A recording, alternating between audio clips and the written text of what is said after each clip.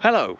Printed a new mount for this here iFlight NASCAR 5 quad. It's a little bit low profile. I've printed it with more infill, still on TPU, so it's less wobbly, but hopefully doesn't do the vibrations. However, a lot of you guys saying, oh, your quad's all wobbly. No wonder it doesn't work with a RunCam Thumb Pro, which I will be testing. But first, I thought we'd do a quick benchmark by using this GoPro 7 here with Hypersmooth on, just flying it around in the greyness to see how that looks, and then we can compare and you can decide if my quad still looks bad even if the GoPro comes out smooth, which I think it will, but let's see. Pretty windy, but it's not too gusty, it's more consistent coming in from this side. So let's get flying. Okay, so we're up and running with the GoPro 7. I just wanted to do a couple of maneuvers so we could compare them. As said, GoPro 7, it's only running 1080p in wide. Normally I'd have super wide, but I forgot, and this was last used underwater, and super view doesn't work very well underwater. Anyway, Hypersmooth is on, and this is really how I like it. Now, this isn't perfect, and people might want to stabilize this more in terms of some of the little, I suppose, my corrections in the corners and stuff.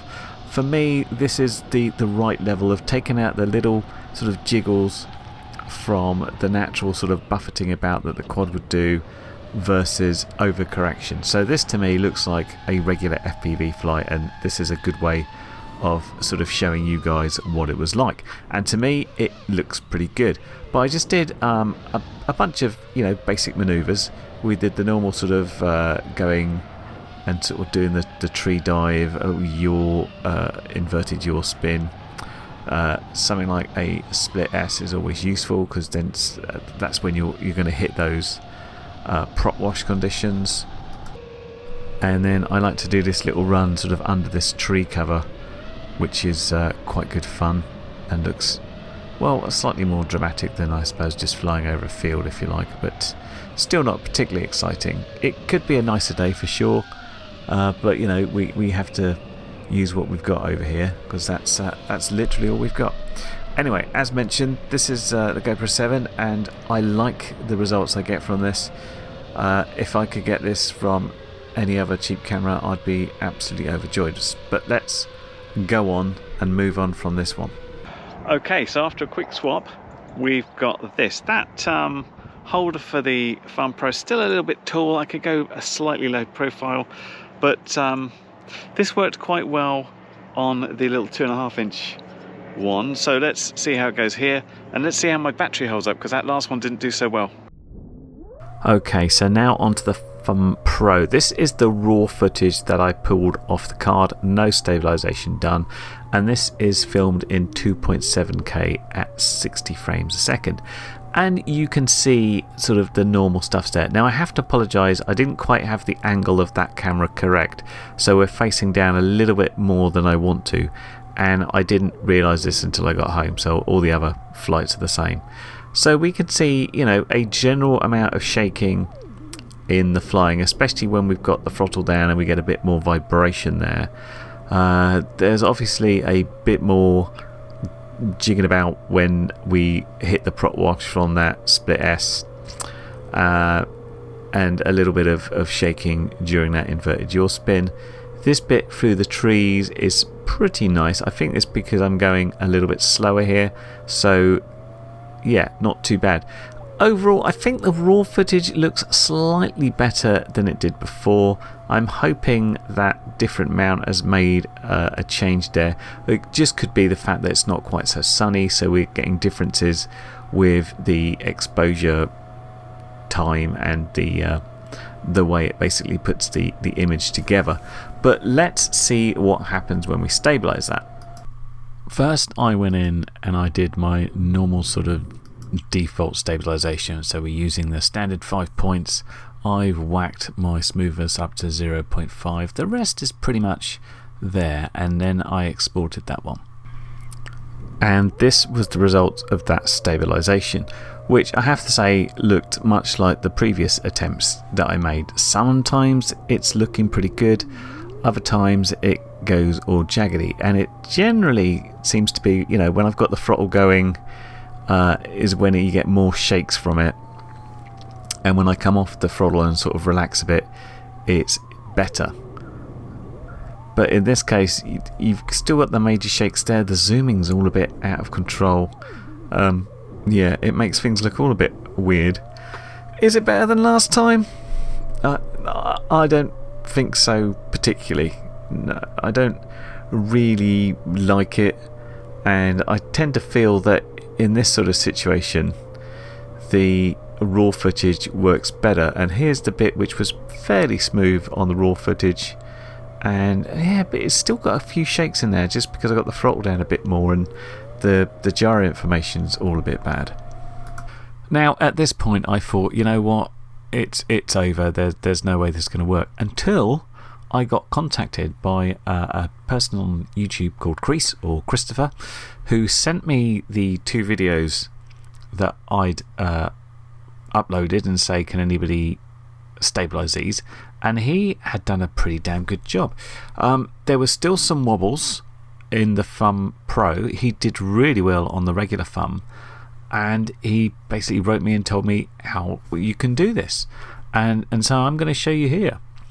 The main crux of it is to put so many sync points in that you wouldn't believe. First off, let's just get our little bits that we need. So we're going to trim either end here.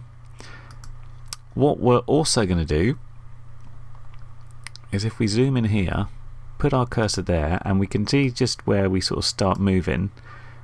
We're going to right click there, and we're going to say estimate gyro bias here.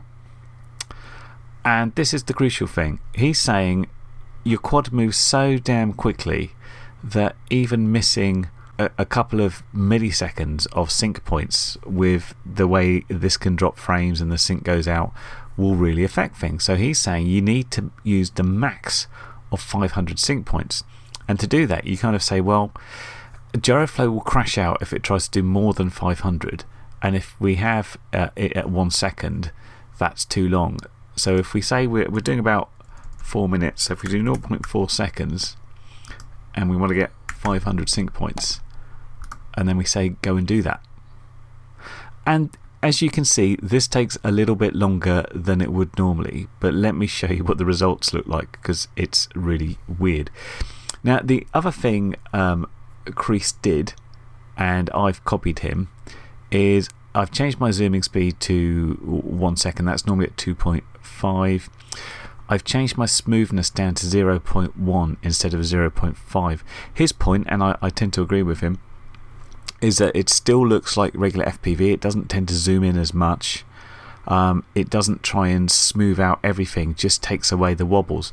I was going very high on that one, basically to try and make it do stuff, but I'm much happier that this looks a lot more lifelike. The other thing he did was a lens correction strength for 25% instead of 100%, mostly because his wife got nauseous if she watched it at 100%. First off, congratulations for getting your wife to watch your FPV stuff. I thought I'd just copy along with it because, yeah, you know, give it a try, see what it looks like. So let's come back in 8 minutes and see what this actually looks like. Okay, and that's what it looks like. That is the amount of sync points we've got, and if we zoom in you can see them all individually. So what do we get from that? Well, we get something that looks, at least in GyroFlow, as something smoother without trying to take every little bit of a correction out. So I can see my corrections, but it doesn't quite look as jiggly. So let's go ahead and export that now and find out what we get. And here are the results of that stabilisation. Now I've watched this very carefully because I'm always worried that there's this certain amount of confirmation bias. You're sure it's worked better, and thus you're looking at it and only seeing it. So I've looked at this full screen, I've taken a good look against other things, and I believe this is quite a large improvement. It's not, again, it's not perfect by all means. If you look hard you can find little bits of shake here and there, but some of those major aspects which was really winding me up about the previous attempts to stabilise this have gone, which is essentially the sort of straight line shaking. I still think we can do better as far as the mount goes and perhaps improve things there, but this to me seems an awful lot better than both the raw image and the sort of default stabilisation I did. It's not quite there in terms of what the GoPro can do, but that's because, you know, one's a GoPro and one's a cheap camera. But the results we're getting here, I would not be ashamed to show friends this and say, oh, this is me flying around, what do you think?